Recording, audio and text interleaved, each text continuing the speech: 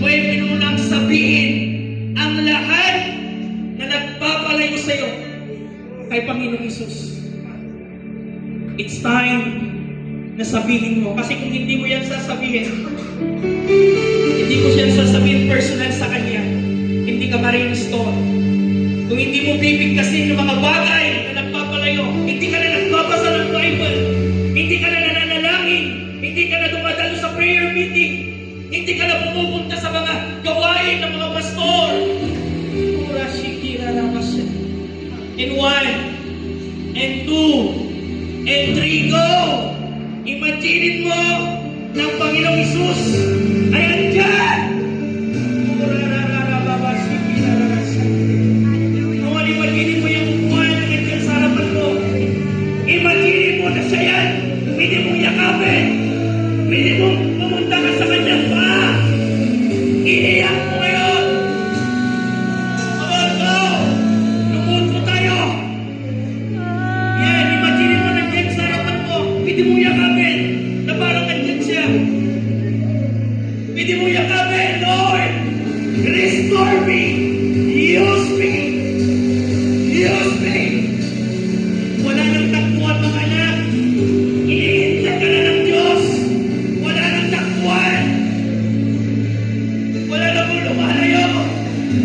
Dahil ang Diyos naghihintay lamang para gamitin ka! Come on! Walang masama na umiyak! Walang masama na umamin! Hindi mahuli ang lahat ng anak. Kailangan mo lang iiyak para ma-restore ka muli pa sa Diyos. I-restore mo ulit yung anointing mo. Hallelujah. Jesus. One cry. Cry mo, iyak mo lang. Huwag ka maiyak. Itong church na to ay safe. Huwag ka mag-alala na marinig yung katabi mo, yung mga pinagsasabi mo. As though ng Diyos ang nakakarinig ngayon. Kung wala kang ministry, sabihin mo, Lord, gusto ko magamit. Kung di ka na nakakagamit ngayon, sabihin mo, Lord, gamitin mo muli.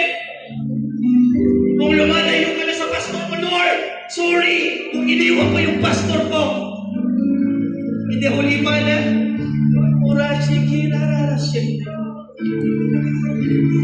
Napaglabas mo mamaya sa church na to, excited ka na naman na magpapagamit kay Lord.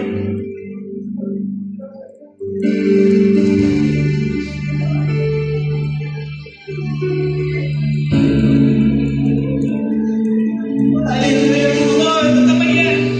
May receive ka dito. Tandaan mo, walang papansin sa'yo. Bibigyan ka. Imagine mo, si Jesus yan. I love you. Habang kinakanta namin to,